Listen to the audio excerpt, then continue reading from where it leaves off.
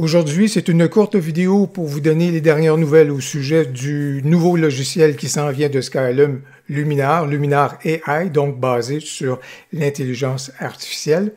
C'est un projet qui est donc évolutif, donc je vais regarder avec vous et partager avec vous donc les dernières informations qu'on a pu obtenir de la part de Skylum.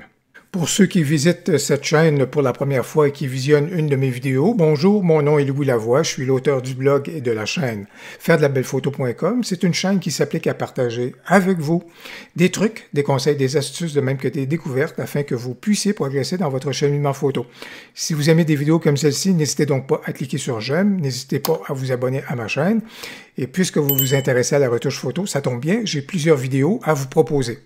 Les informations que je partage avec vous, j'ai eu l'occasion d'en prendre connaissance lors d'une rencontre avec les représentants de Skylum la semaine dernière. C'était pour les affiliés, ceux qui étaient présents. On a pu poser les questions qu'on voulait. On a eu des réponses à ces questions-là, même parfois lorsqu'il y avait des questions qui étaient technologiques, même qu'on était capable de nous faire une démonstration à l'écran avec le logiciel pour certaines situations qu'on leur soumettait. Alors, intéressant, le logiciel donc est assez avancé. Et je vais revenir dans le courant de ma courte présentation, mais je vous dirais, c'est évidemment très intéressant. L'élément 1, dans les éléments vedettes, bien entendu, déjà l'année dernière avec Luminar 4, on le savait, c'était le changement du ciel. Avec Sky AI 2.0, donc qui s'en vient dans la nouvelle mouture, dans le nouveau logiciel, je ne devrais pas dire la nouvelle mouture parce que c'est une mouture qui est très différente de Luminar 4. Donc, dans Luminar AI, le Sky 2.0, vous pouvez voir, évidemment, à ce moment-là, il va tenir en compte les reflets dans l'eau s'il y a une surface sur laquelle il pourrait y avoir un effet miroir, effectivement. Donc, c'est pour ça que l'intelligence artificielle va intervenir. Il y a même, j'ai vu des curseurs, nous avons vu des curseurs, où est-ce que ça tenait même en ligne de compte, on pouvait jouer avec les ondulations sur l'eau. Alors, c'est donc très poussé. Et ce qui me fait rigoler un tout petit peu, c'est, je voyais que dans les nouveautés de Photoshop, on vient juste de mettre en ligne, si vous voulez, Photoshop nous arrive avec une version équivalente à Sky 1.0.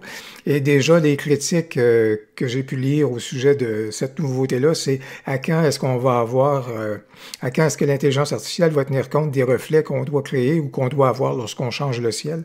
Alors, c'est pour dire que de ce côté-là, Skylum a à peu près une année d'avance là, par rapport à cette dimension-là. On peut voir, on sait également que On1 Photoroid, de son côté, lui, plutôt que d'aller vers le changement du ciel, va nous amener une fonctionnalité qui va permettre d'ajouter des nuages. Alors, plutôt que de changer le ciel au complet, pour lui donner de la personnalité, on va changer des nuages. Ça aussi, c'est très intéressant et c'est peut-être des fois beaucoup plus en nuances que des fois un changement complet de ciel. Alors, ça, c'est intéressant dans ce qui s'en vient. Ceci étant, j'étais à la rencontre et c'est pas quelque chose qui avait retenu mon attention, mais j'ai bien entendu Anthony Morganti dire que 2.0, le Sky 2.0 ne sera pas là lorsque le logiciel va être lancé à la fin du mois de décembre, mais va faire partie de la première mise à jour.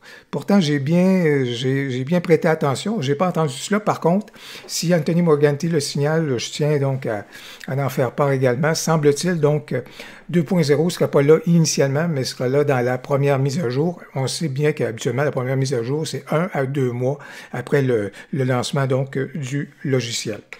Ce qu'on a pu également voir, c'est les fameuses templates. Dans le fond, on voit du visuel, mais on a pu voir comment les templates vont opérer. Et dans le fond, lorsqu'on soumet une photo, lorsqu'on va soumettre une photo à Luminar AI, il va nous proposer des templates. C'est des espèces de parcours suggérés. Prenons-le comme ça. Non pas des pré-réglages, mais comme je vous dis, c'est des espèces de parcours. Et dans ce cas ici, là, j'ai choisi ce visuel-ci parce que c'est un parcours qui n'est pas exagéré, qui ne nous amène pas complètement ailleurs. Pour ceux qui craignent encore que l'intelligence artificielle prenne le dessus, prenne possession et qu'il y ait des ajustements qui se fassent à leur corps défendant, ce ne sera pas du tout le cas. Je le répète et répète. Et on peut toujours même faire fi des fameuses templates templates et s'en aller tout simplement à l'intérieur des curseurs et des outils pour faire nos retouches comme on le fait un peu plus comme d'habitude. Mais dans le cas des templates ici, comme on peut voir, la photo déjà avait un beau potentiel avec quelque chose qui était là à 1 heure qui était extrêmement intéressante avec un beau magenta. Et par exemple, une template qu'on peut voir ici qui s'appelle FastFix, dans le fond, ne transforme pas la photo, mais vient juste vient nous suggérer d'aller dans le sens de retouche, d'appuyer un tout petit peu sur le champignon pour certains rendus ou des trucs du genre, ce qu'on ferait de toute façon, de façon ordinaire. Bien entendu, ça peut aller dans d'autres directions complètement. Et ces espèces de parcours-là, on peut voir qu'on est capable de les paramétriser, de les modifier, de les mettre à notre main, voire même d'en créer des parcours qui, à ce moment-là, s'apparenteraient davantage avec notre démarche. Donc, de ce côté-là, c'est intéressant au niveau de ces fameuses templates-là. D'ailleurs, tant qu'à parler des templates, aussi bien regarder juste ici, ce que vous voyez juste là, je suis en train d'encercler avec ma souris. Les 4 sections que vous voyez là, ici, c'est vraiment l'organisation du logiciel, c'est-à-dire d'abord une section catalogage. Alors, le fameux catalogue, ceci étant, Luminar AI n'aura pas un catalogue aussi dense, touffu, intéressant que, par exemple, celui qu'on connaît dans Lightroom. On s'en va pas vers des fonctionnalités de ce niveau-là. Ce sera un catalogue ou du catalogage vraiment de base. Alors, ce qu'on vient de dire, c'est qu'au niveau du logiciel, d'abord un catalogue. Ensuite, on bascule le tout dans les templates. Et c'est là ici qu'on a des parcours suggérés. Par la suite, si on est capable de retoucher, donc ici au niveau de Edit, ce que vous retrouvez là, l'édition, ça veut donc dire que c'est là que je vais retrouver mes outils pour travailler de façon plus fine ou d'aller chercher ou faire des effets, etc. Donc dans cette section-là. Et au final, à ce moment-là, Publish, ça veut donc dire la publication de vos photos à l'endroit que vous le souhaiterez. D'autres informations qu'on a pu avoir lors de la rencontre ou encore dans des communications qu'on a à l'intérieur d'un groupe fermé là, au niveau des affiliés. La première des choses, c'est qu'il n'y aura plus de calques. Ça, c'est intriguant. Parce que les calques, ça fait partie beaucoup des logiciels de retouche photo. Si on veut ajouter des trucs, on a besoin de faire un calque souvent ou des trucs du genre. Or, ce ne sera plus le cas à l'intérieur donc de Luminar AI. L'ingénierie du logiciel fait en sorte que dorénavant, c'est à l'intérieur des outils consacrés qu'il y aura donc à ce moment-là des ajouts ou qu'on sera en mesure de pouvoir faire des trucs à l'intérieur des outils sans recourir à des calques. Intriguant.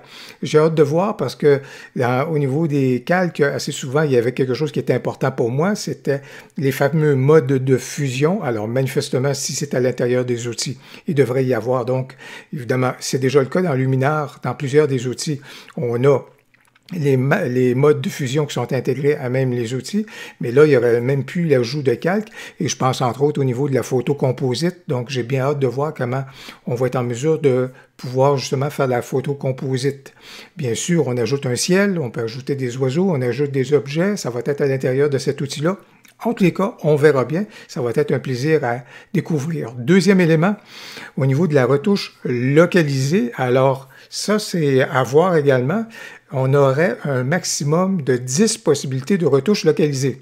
Quels sont les outils qui sont visés par cela? On peut le voir. Et en quoi ce plafond-là sera-t-il quelque chose qui va venir créer, qui va venir nous bousculer un peu dans nos habitudes? En tous les cas, juste comme ça, dans l'arbitraire, ça peut sembler être quelque chose d'inquiétant, mais encore, il s'agit d'attendre et de voir là, dans quelle mesure ce plafond-là va être quelque chose qui va nous limiter.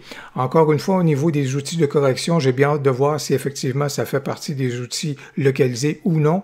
En tout cas, on verra bien autour de ces éléments-là, mais il y a cette espèce de ce plafond-là ou ce maximum-là de 10 retouches là, qui nous a été indiqué. Toujours est-il, on verra bien manifestement, en tous les cas, on espère bien avoir un logiciel, même en version bêta, sous la main d'ici 1 mois au niveau des affiliés. Comme ça, on sera en mesure d'explorer, de découvrir et de pouvoir vous présenter le logiciel beaucoup plus de façon en démonstration, si vous voulez. Comme ça va être intéressant et on va pouvoir se familiariser avec celui-ci. Et encore une fois, Skylum garde le cap que le logiciel serait donc rendu disponible au grand public à la toute fin de l'année, donc à la fin du mois de décembre. On verra bien. Du côté des looks, les looks que vous avez faits dans Luminar 4 vont pouvoir basculer du côté de Luminar AI. Par contre, puisque l'ingénierie du logiciel va être différente, puisque certains outils vont réagir de façon différente et que certains outils ne seront pas reconduits, il est possible que vos looks ne résistent pas de façon intégrale. Chacun d'entre eux, si vous voulez, il va probablement falloir aller faire quelques modifications pour ajuster les looks et les ajuster aux paramètres là, du nouveau logiciel. Ça, il faut s'y attendre. Écoutez, on verra bien la suite des choses. Ça s'annonce intéressant, ça s'annonce intriguant. Toujours un plaisir à découvrir. Si vous avez aimé la vidéo, n'hésitez donc pas à cliquer sur j'aime. N'hésitez pas à vous abonner et n'hésitez surtout pas à me faire part de vos commentaires. J'ai bien hâte de vous lire. Au plaisir, à la prochaine.